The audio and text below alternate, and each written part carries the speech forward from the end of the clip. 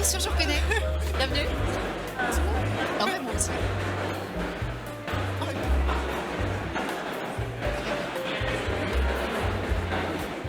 À l'envers.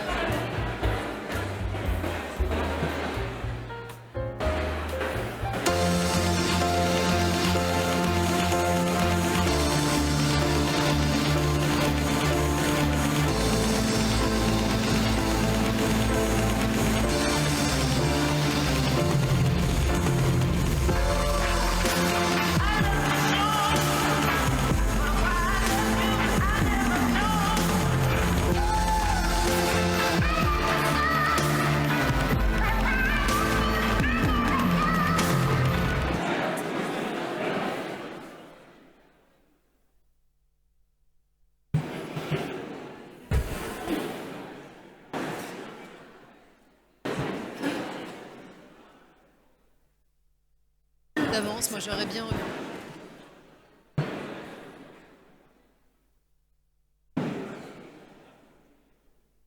C'est ça, il est dernier. 1, 2, 3, 4, 5.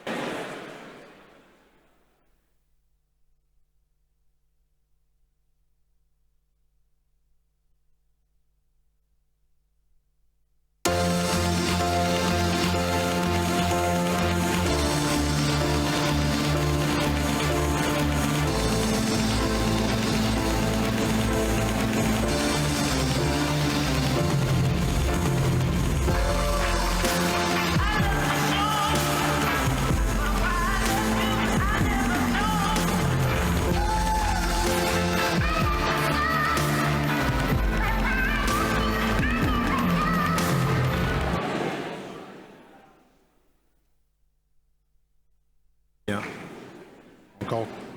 Encore 30 secondes.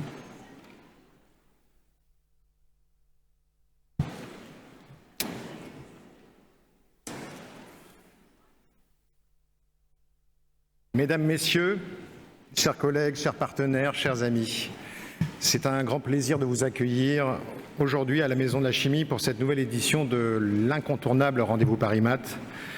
Chaque année, le Rendez-vous Paris Maths confirme sa place centrale au sein de notre écosystème.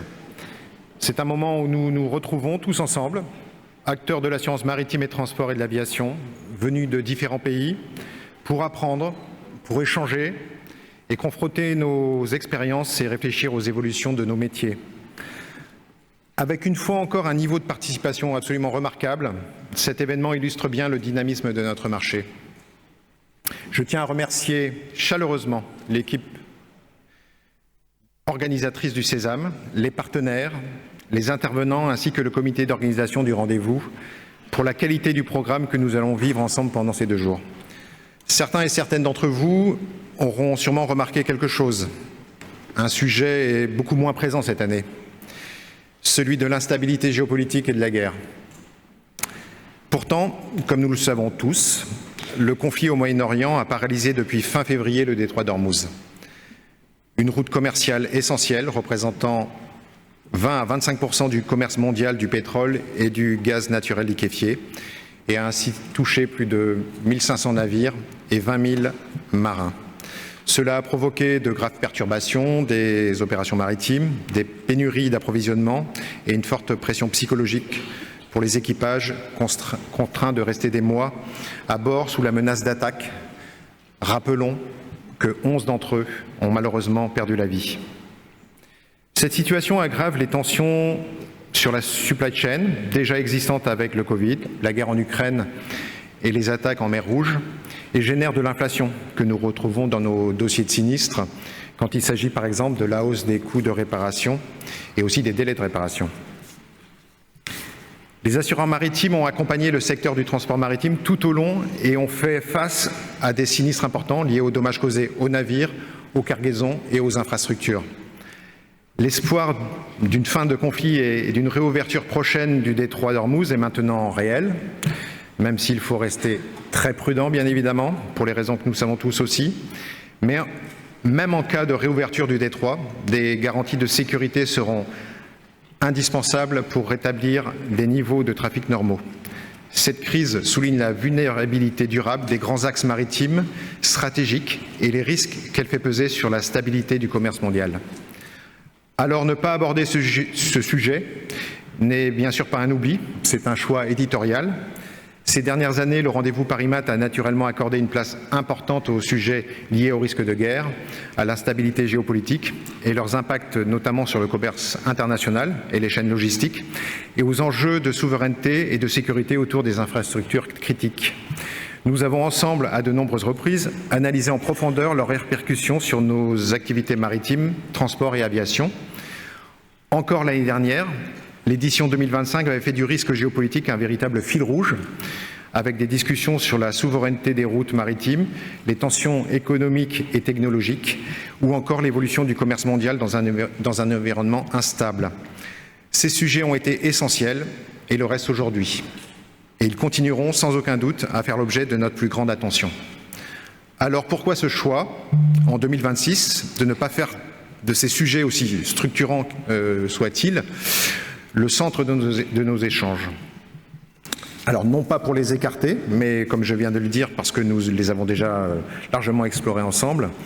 Notez tout de même que, je dirais que c'est plus fort que nous traiterons demain après-midi du sujet des risques de brouillage du GNSS, Système mondial de navigation par satellite. Nous avons fait ce choix parce que nous avons estimé qu'il était utile cette année de nous focaliser sur d'autres dimensions fondamentales de nos métiers, en redonnant une place centrale à des sujets techniques et opérationnels, objet de nos actions concrètes au quotidien. Au cours de ces 2 journées, nous discuterons notamment des fondamentaux de notre activité comme l'avarie commune, les incoterms, la gestion des programmes internationaux ou encore la gestion de sinistres abordages en plaisance. Des problématiques opérationnelles telles que les évolutions des normes d'emballage ou l'organisation complexe du transport exceptionnel.